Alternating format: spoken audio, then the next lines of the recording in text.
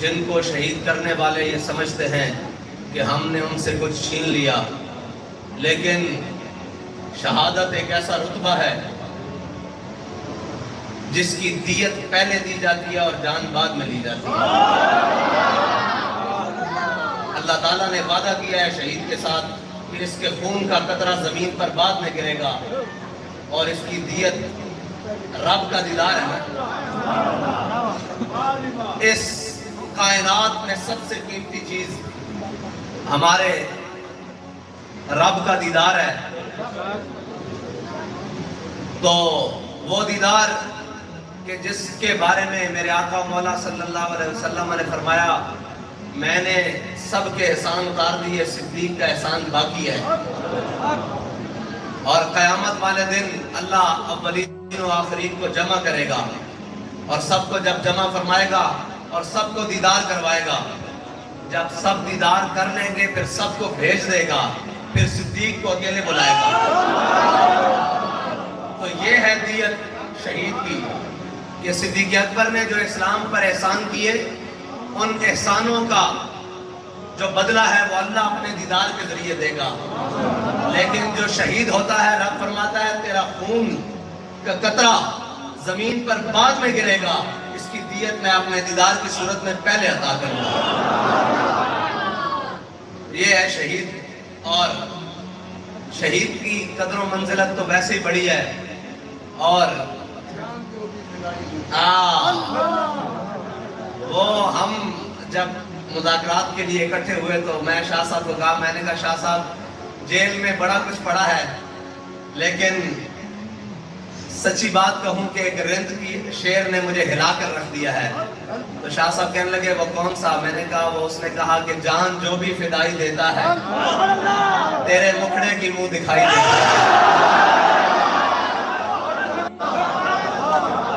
اور شہادت ہے مطلوب و مقصود و مومن، نہ مال غنیمت نہ کشور کشائی۔ حضرت عامر بن فہرہ کو جب میدان بدر میں تیر لگا نا، تو تیر مارنے والے نے منظر عجیب دیکھا کہ جیسے ہی حضرت عامر بن فہرہ کے جسم میں تیر پیوست ہوا نا، تو آپ کی روح کے ساتھ آپ کا جسم بھی آسمان کی طرف اٹھنے لگا۔ تو اس نے تیر کمان وہیں رکھا اور سرکار کی بارگاہ میں حاضر ہو گیا۔ کہا یا رسول اللہ، آپ کے غلام نے ایک نعرہ لگایا ہے، ہم نے آج تک یہی سنا ہے، دنیا کا اصول ہے کہ جب انسان مر جاتا ہے تو بازی ہار جاتا ہے، لیکن آپ کے غلام کے جسم میں جب تیر پیوست ہوا اور خون کا فوارہ بلند ہوا تو اس نے کہا فزت برب الکعبہ، اللہ کی قسم میں تو بازی جیت گیا۔ اے ہمیں شہید کرنے والوں، ہمارے بچوں کے سینوں میں گولیاں مارنے والوں، ہمارے بچوں کا خون، ہمارے بھائیوں کا خون روڈوں پر بہانے والوں، فزت برب الکعبہ، خدا کی قسم ہم بازی جیت گئے۔ ابھی تو دنیا کی بازی ہے کہ وہ دن پلٹ کر آئے نہیں، اللہ نے تمہاری ٹانگیں ایسے واپس۔ میں ابھی مہذب الفاظ استعمال کر رہا ہوں ایسے ٹانگوں کا، اس سے بھی برا حال ہوا ہے، کیونکہ رب نے فرمایا واللہ عزیز ذو انتقام، اللہ بہترین انتقام لینے والا ہے۔ مولانا خدا بخش خیر پوری کو ملتان کی گلی میں کتی بھونکے تو وہ سلامت نہ رہے، اور جو حضور کے نعرے روڈ پر روزے کی حالت میں بلند کر رہے ہوں، تاجدار ختم نبوت کے نعرے لگا رہے ہوں، انہیں گولیاں مارنے والے، شر مارنے والے بچ جائیں گے؟ ابھی تو آغاز ہوا ہے۔ ابھی اچھا بات یہ ہے کہ انتقام جو ہے نا، وہ ابھی مر جائے کوئی، یا ابھی دنیا سے چلا جائے، ابھی رل جائے، چس نہیں آتی، رول رول کے آہستہ آہستہ، لحظہ لحظہ تیری رگوں میں میرا خون اترے گا۔ اور وہ خون،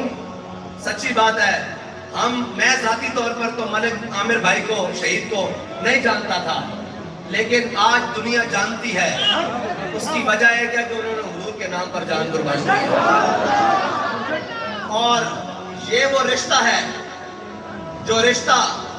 ہمارا ایمان کا رشتہ ہے نا، ہمارا ایمان کا رشتہ ہے، وہ حضرت صدیق اکبر تک جاتا ہے، سب تک جاتا ہے۔ اور شہداء وہ ہیں جن کا خون کا رشتہ بھی اور ایمان کا رشتہ بھی صدیق اکبر تک جاتا ہے۔ حضرت امام احمد بن حنبل کو، اسے میں بتا دیتا ہوں وہ کیسے. حضرت امام احمد بن حنبل کو جب بادشاہ وقت نے اونٹ پر بٹھا کر اور ہاتھی پر بٹھا کر ننگی پیٹھ کر کے جب کوڑے مارے نا، تو ایک دن بازار میں حضرت امام احمد بن حنبل کو کوڑے لگ رہے تھے، تو مؤذن نے زور کی اذان دے دی، زور کا وقت ہو گیا. تو حضرت امام احمد بن حنبل نے جلاد کو کہا کہ مجھے اونٹ سے نیچے اتارو. جب اس نے آپ کو اونٹ سے نیچے اتارا نا، تو انہوں نے کہا جی کیا کرنا ہے؟ آپ نے فرمایا میں نے زور کی نماز پڑھنی ہے. تو اس وقت کے بڑے مصلحین اور بڑے اپنے آپ کو مجددین کہنے والے اور بڑے پڑھے لکھے، جن کا کام ہی ہمیشہ یہ ہوتا ہے، جو اپنے آپ کو پڑھے لکھے کہتے ہیں کہ ہمیشہ ظالم کی گود میں بیٹھنا ہے اور اس کے بازوؤں کو طاقت دینی ہے، وہ سارے آ گئے مولوی اس دور کے بھی. انہوں نے کہا امام صاحب آپ تو خود امام ہیں، آپ فقہ کے بہت بڑے امام ہیں، آپ بتائیں اگر جسم سے خون بہہ جائے تو وضو باقی رہتا ہے، آپ کی نماز کیسے ہوگی؟ تو امام صاحب نے سر جھکا کر پتہ کیا فرمایا؟ امام صاحب نے فرمایا جناب عمر کو مسجد نبی میں خنجر لگا، بہتے ہوئے خون سے ان کی نماز ہو گئی تھی. تاجدار ختم نبوت، تاجدار ختم نبوت. آپ نے فرمایا کوفہ کی مسجد میں جناب مولا کائنات کو خنجر لگا اور بہتے ہوئے خون سے آپ نے نماز مکمل کی. اگر ان کی نماز مکمل ہو جائے گی تو احمد بن حنبل کی بھی مکمل ہو جائے گی. اس لیے میں نے کہا کہ جن کا خون بھی ملتا ہے اور ہمارے شہید جن کے خون نے تحریک لبیک پاکستان کو بام عروج دیا ہے، اور ہم سے لوگ یہ کہتے ہیں کہ آپ کسی کے ساتھ مل جائیں، میں نے کہا نہیں، ہم رائے زبانی کلامی خرچ کو تو ہم مانتے ہی نہیں، ہم مانتے ہی نہیں. اور وہ جو یہ کہتے ہیں کہ ہم ناموس رسالت کے اوپر بات کرنے والے ہیں، میں نے کہا بابا جی فرماتے سن گلا نہ کچھ نہیں ہوتا، اتنے کر کے دکھانا پہندا. اور بڑے بد نصیب جو قرار تک نہ پہنچے، بڑے بد نصیب جو قرار تک نہ پہنچے، در یار تک تو پہنچنی پڑی. آج ہر چیز نے منہ پھیر لیا. ہم نے کہا تھا پہلے ہی کہ میرے ہاتھ میں تھا جب تک میرے مصطفیٰ کا دامن. اگر تم نے حضور کی ناموس کے لیے اس وقت قدم اٹھایا ہوتا تو آج یہ دن نہ دیکھنے پڑتے، آج یہ حالات نہ دیکھنے پڑتے، آج یہ نہ کہنا پڑتا کہ خط آیا ہے، اس خط نے میری حکومت گرا دیا. میں نے کہا کبھی خط بھی حکومتیں گراتے ہیں؟ حضور کا غلام ہو، لشکر آ جائیں 72 دے کے کربلا میں حق علم نہیں گرنے دیتا، خط سے حکومتیں کیسے گرتی ہیں؟ اور بھائی ہم بدر میں 313 ہوں، 8 تلواریں ہوں، 2 گھوڑے ہوں، ہم حق کا علم نہیں نیچے آنے دیتے، تمہاری حکومت گر گئی ہے.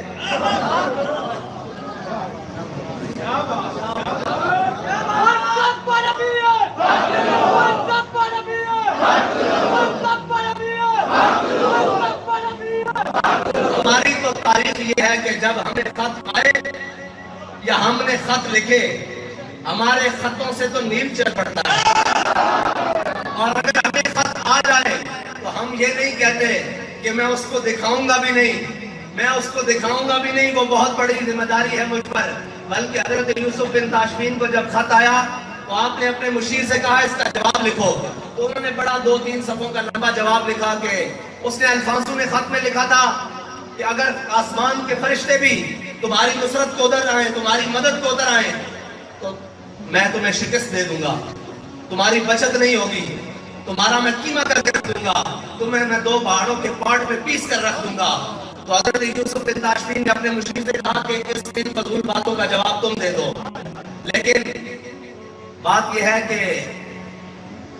جب تک قائد خود اتر کر اس مسئلے کی حساسیت کو نہیں سمجھتا، قوم کو سمجھ نہیں آتی. حضرت یوسف بن تاشفین نے جب دیکھا کہ انہوں نے 2-3 صفحوں کا جواب لکھ دیا تو آپ نے ایسے مسکرا کر کہا کہ دشمن کو لمبے چوڑے جواب نہیں دیے جاتے، بلکہ دشمن اگر کوئی بات کرے تو بابا جی کا ایک جملہ کے بچوں پتر لگ دے ہو. غزنی تیرے جان نثار واہ خدا جب سارے ظلم انہوں نے کر لیے نا سارے ظلم اور جب بتایا گیا کہ ہمارے درجنوں شہید ہو چکے ہیں اور جناب جو ان کا بس چلتا تھا وہ انہوں نے کر لیا اس کے بعد مجھے مسکراتی ہوئی بابا جی کی ایک تصویر جیل میں عکس بنتا تھا آنکھوں کے سامنے کہ بچوں پتر لگ گئے اجے میدان لگنا اور یقین جانے اس جملے نے جتنی تسلی دی شاید کسی بات نے تسلی نہیں دی کہ تسی جو مرضی کر لو جو چاہو ستم کر لو اور بھی کھل کھیلو پر ہم سے قسم لے لو کی ہو جو شکایت بھی اس کی ایک وجہ ہے شکایت ہوئی کیوں نہیں 10 دن بعد 8 دن بعد 6 دن بعد مہینہ یہ آخری دن ہونے ایک اور بھی مجاہد ناموں سے رسالت بن کے اندر آیا سی 10 گھنٹے نہیں گھٹے بالکل کاندنا کن سی چیخن دی رون دی آواز آوے اس دی وجہ ہے نہیں کہ ساڑھے اندر کوئی کمال ہے اسی کہنے ہیں جو چاہو ستم کر لو اور بھی کھل کھیلو پر ہم سے قسم لے لو کی ہو جو شکایت اندر اگلی گل ہے کہ شاہوں کے تکبر سے بھی دب کر نہ رہا میں آخر کس بارگاہ خاص کا گدا ہوں میں بابا جی فرمانے سے نو چلے ہو مالک کان نہیں لگن دیتے انہوں نے کیا کہ پاکستان دی تاریخ دے اندر 32 منٹ پاکستان دی روڈا ہوتے گولیاں چل دی رہی ہیں سلیٹ فائرنگ انہوں نے سمجھا ہے نس جان گئے اور شہید تا جان دے کے 10 کہہ کے اسی اس مشن دے نال کھڑے ہیں انہوں نے وہ رسا اپنے چھوٹے بچے اگے بٹھا کے 10 رہن کہ اجے اے باقی ہیں